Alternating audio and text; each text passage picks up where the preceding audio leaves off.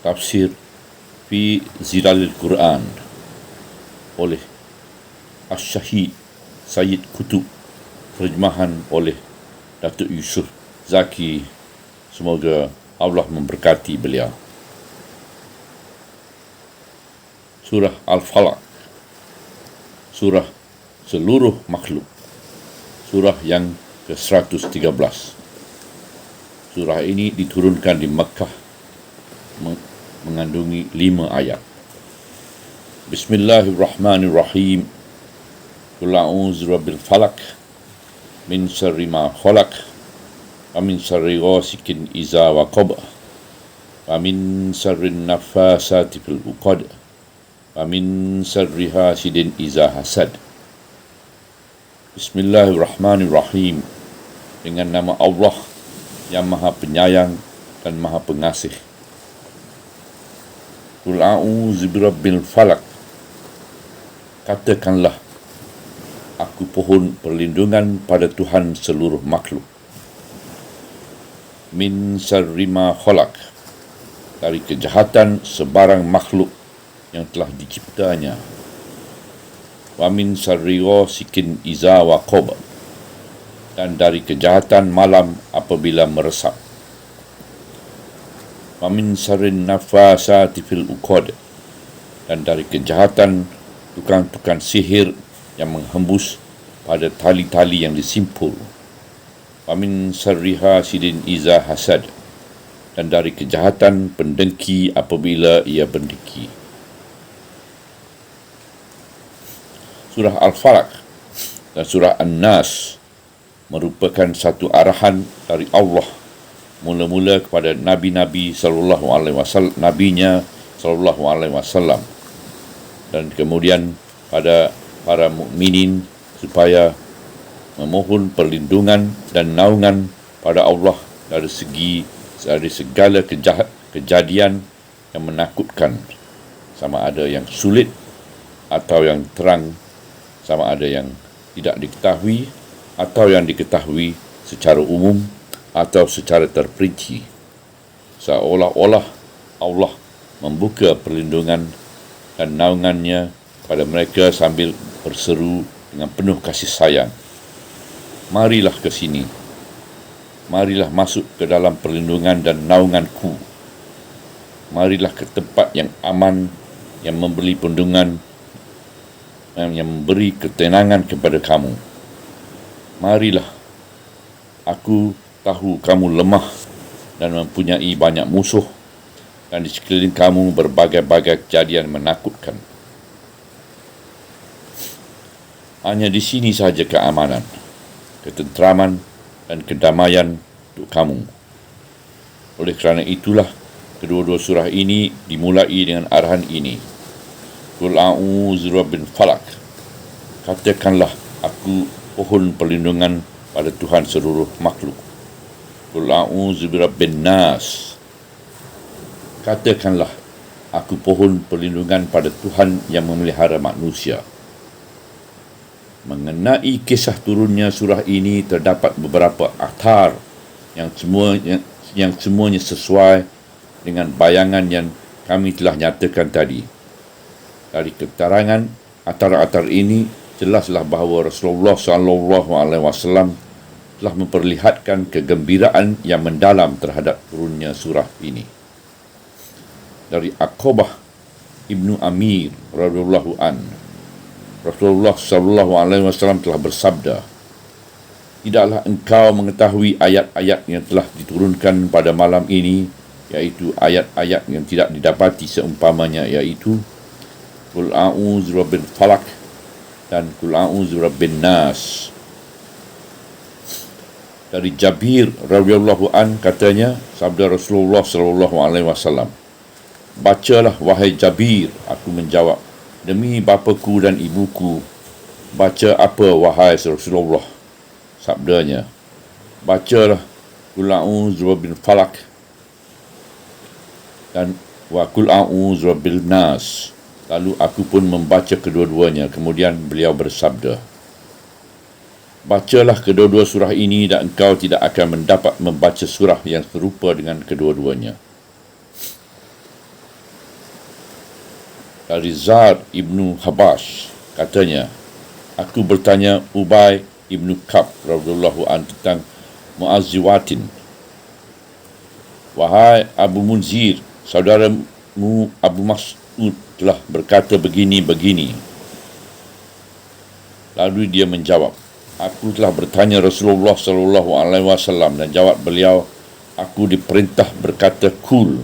Lalu aku pun berkata, dan kami pun berkata seperti Rasulullah sallallahu alaihi wasallam. Dikeluarkan hadis yang dikeluarkan oleh An-Nasa'i. Semua riwayat ini melahirkan bayangan-bayangan kasih mesra ini. Di sini dalam surah ini Allah menyebut dirinya dengan sifatnya yang boleh menjadi benteng yang melindungkan dari kejahatan-kejahatan yang tersebut di dalam surah ini. Qul a'udzu birabbil falaq. Katakanlah, aku pohon perlindungan pada Allah seluruh makhluk.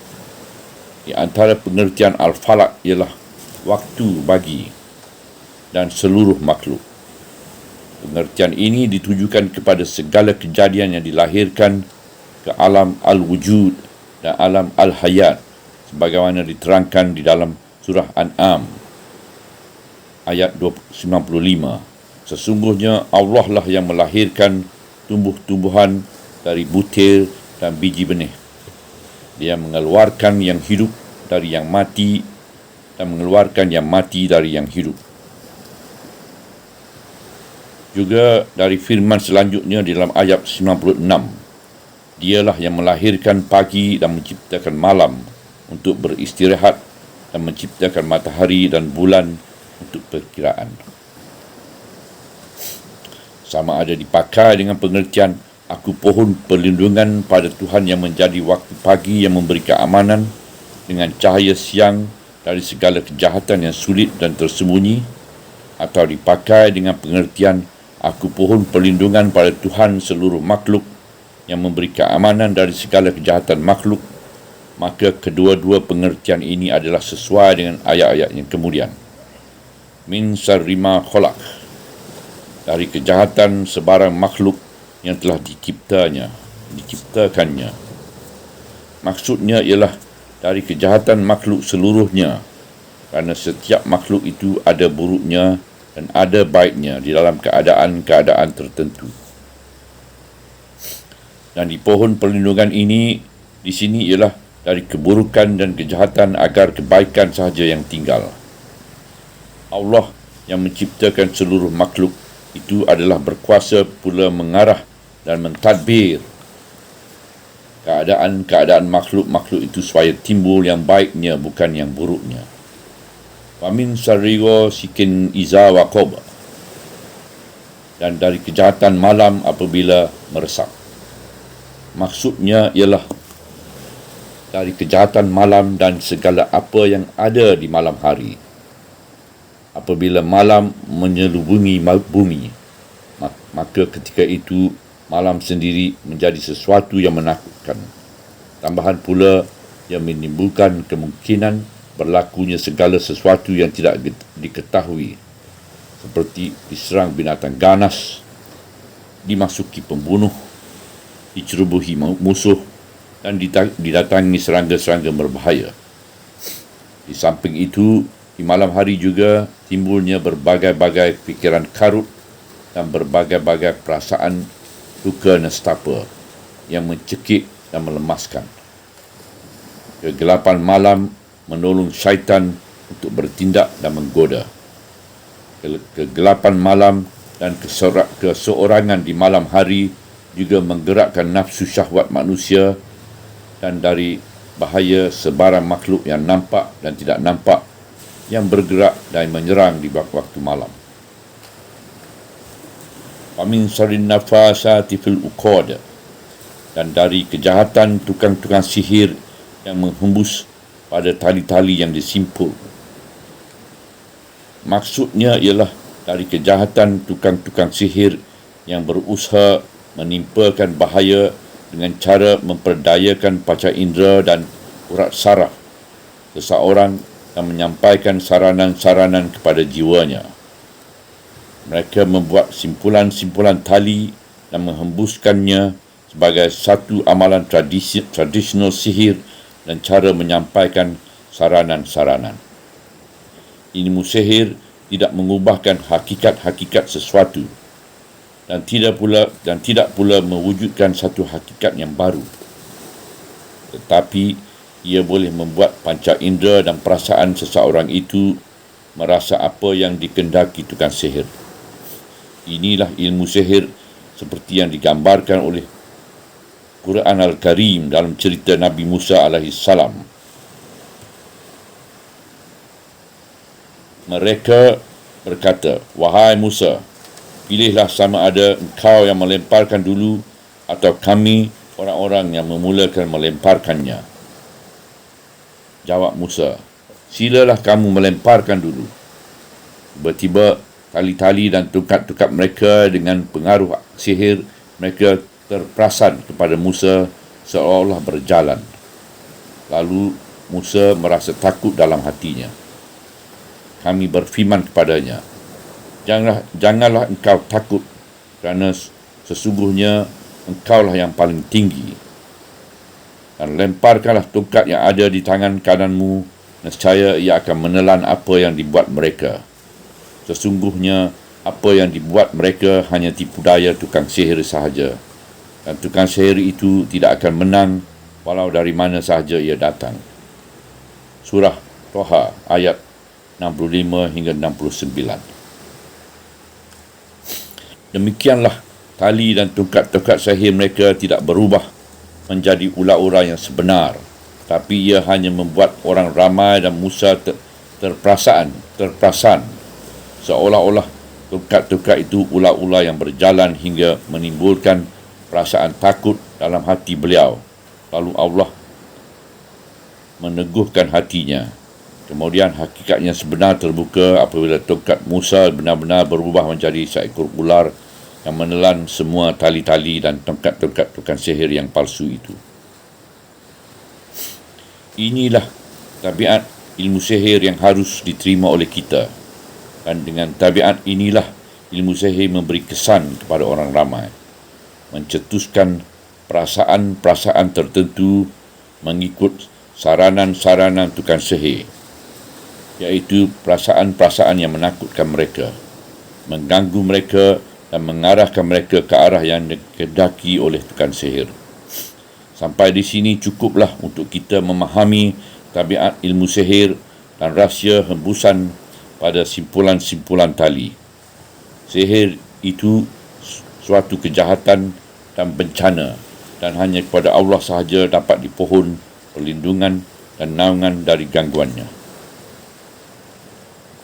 Di sana terdapat beberapa riwayah, setengahnya sahih tetapi tidak mutawatir, yang mengisahkan bahawa Labib Ibnu Al-Asam dari bangsa Yahudi telah menyihirkan Nabi SAW di Madinah selama beberapa hari menurut satu cerita dan selama beberapa bulan menurut satu cerita yang lain, sehingga beliau terperasan telah mendatangi isteri-isterinya sedangkan beliau tidak mendatangi mereka. Dan dalam satu riwayah yang lain, beliau terperasan melakukan sesuatu sedangkan beliau tidak melakukannya.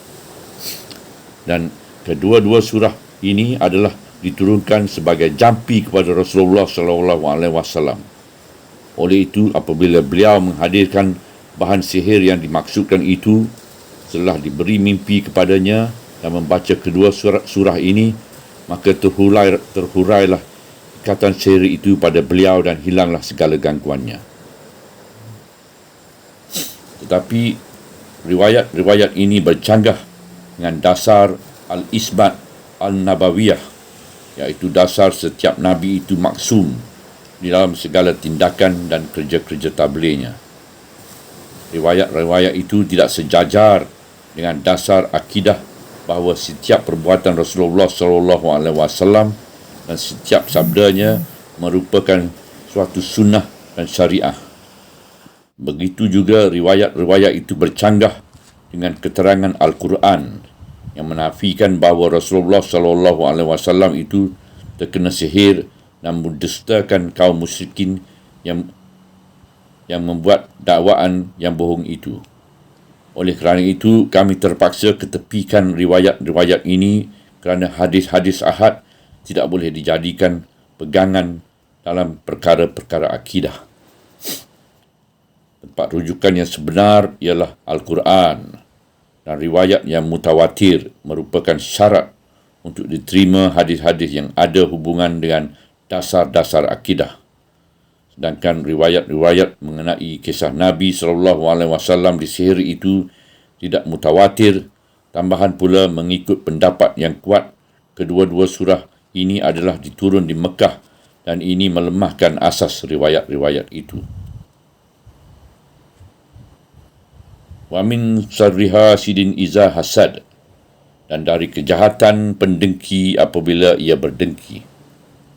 Hasad dengki ialah perasaan cemburu hati terhadap sesuatu nikmat yang dikurniakan Allah kepada hamba-hambanya yang tertentu, serta bercita-cita supaya nikmat itu musnah dan hilang, sama ada si pendengki yang merasa cemburu hati itu bertindak untuk memusnahkan nikmat itu kerana ditekan dendam kesumat, atau ia hanya terhenti sekadar menaruh perasaan cemburu hati sahaja. Namun sesuatu kejahatan tetap akan berlaku selepas wujudnya perasaan cemburu hati itu. Kita terpaksa merendahkan nada menolak atau menafikan mana-mana rahsia alam yang kita tidak ketahui. Juga rahsia-rahsia jiwa dan sistem peralatan jisim manusia. Kerana di sana terdapat banyak kejadian yang lahir dari rahsia-rahsia itu, sedangkan kita tidak dapat mentafsir sebab musababnya. Sehingga hari ini, misalnya perhubungan telepati yang berlaku di antara individu-individu yang tinggal berjauhan, iaitu perhubungan yang sebenar-benar berlaku yang dapat dibuktikan kebenarannya dengan berita-berita kejadian yang masyhur dan ujian-ujian yang banyak, sedangkan kita tidak dapat mentafsir sebab musababnya berdasarkan maklumat-maklumat yang ada pada kita. Begitu juga hipnotism yang kita menjadi objek ujian yang meyakinkan, sedangkan rahsia dan caranya masih tidak diketahui. Di samping telepati dan hipnotism, di sana banyak lagi rahsia-rahsia alam, rahsia-rahsia jiwa dan rahsia-rahsia sistem peralatan jisim manusia.